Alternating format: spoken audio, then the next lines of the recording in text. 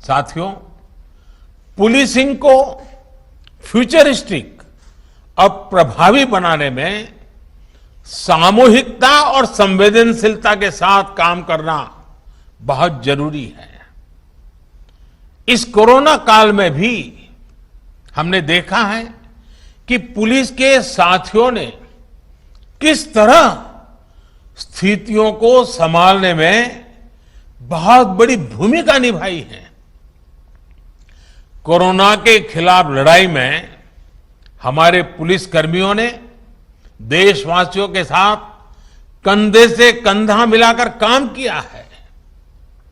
इस प्रयास में कई पुलिस कर्मियों को अपने प्राणों की आहुति तक देनी पड़ी है।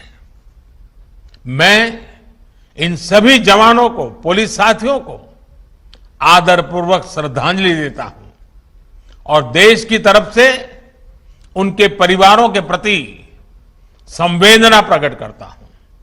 साथियों, आज आपने, जब मैं आपसे बात करता था तो बात करते हुए मैं एक और पक्ष आपके सामने रखना चाहता हूं।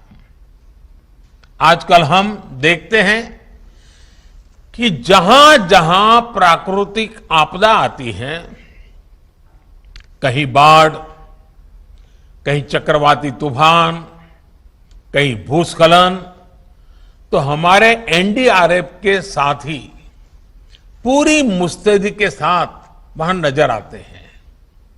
आपदा के समय एनडीआरएफ का नाम सुनते ही लोगों में एक विश्वास जगता है। ये साख एनडीआरएफ ने अपने बेहतरीन काम से बनाई है। आज लोगों को ये भरोसा है कि आपदा के समय एनडीआरएफ के जवान हमें जान की बाजी लगाकर भी बचाएंगे। एनडीआरएफ में भी तो ज्यादातर पुलिस बस के ही जवान होते हैं, आपके ही साथी होते हैं। लेकिन क्या यही भावना, यही सम्मान समाज में पुलिस के लिए है? एनडीआरएफ में पुलिस के लोग हैं, एनडीआरएफ को सम्मान भी है, एनडीआरएफ में काम करने वाले पुलिस के जवान को भी सम्मान है, लेकिन समाज व्यवस्था में ऐसा है क्या? आखिर क्यों? इसका उत्तर आपको भी पता है। जनमानस में ये जो पुलिस का नेगेटिव परसेप्शन बना हुआ है, ये अपने आप में बहुत बड़ी चुनौती है।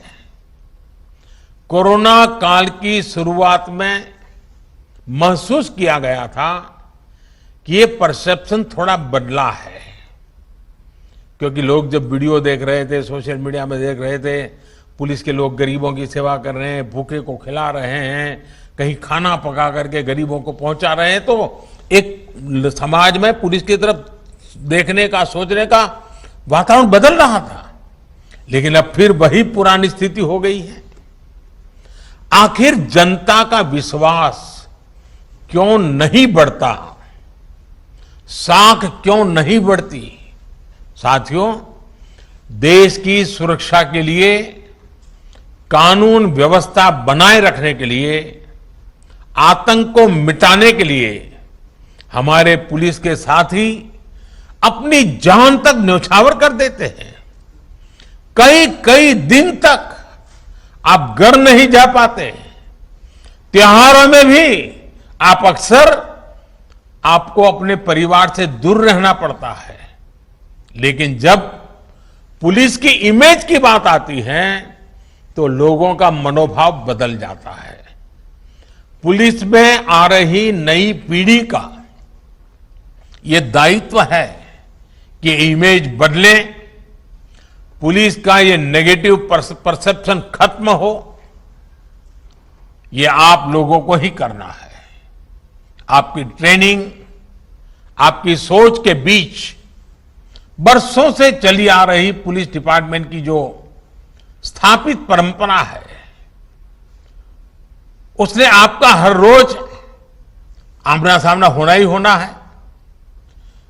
सिस्टम आपको बदल देता है या आप सिस्टम को बदल देते हैं, ये आपकी ट्रेनिंग, आपकी इच्छा शक्ति और आपके मनोबल पर निर्भर करता है। आपके इरादे कौन से हैं, किन आदर्शों से आप जुड़े हुए हैं, उन आदर्शों की परिपूर्ति के लिए कौन संकल्प लेकर के आप चल रहे हैं, वही मैटर करता है आपके व्यवहार के बाबत में। ये एक तरह से आपकी एक और परीक्षा होगी और मुझे भरोसा है आप इससे भी सफल होंगे, जरूर सफल होंगे। साथियों, यहां जो हमारे पड़ोसी देश के युवा अफसर हैं, उनको भी मैं बहुत बहुत शुभकामनाएं देना चाहूंगा। भूटान हो, नेपाल हो, मालदीव हो, मॉरिशस हो, हम सभी सिर्फ पड़ोसी नहीं हैं, बल्कि हमारी सोच और सामाजिक ताने बाने में भी बहुत समानता है। हम सभी सुख दुख के साथी हैं। जब भी कोई आपदा आती है, विपत्ति आती है, तो सबसे पहले हम ही एक दूसरे की मदद करते हैं। कोरोना काल में भी हमने ये अनुभव किया है। इसलिए आने वाले वर्षों में होने वाले विकास में भी हमारी साझेदारी बढ़ना तय है।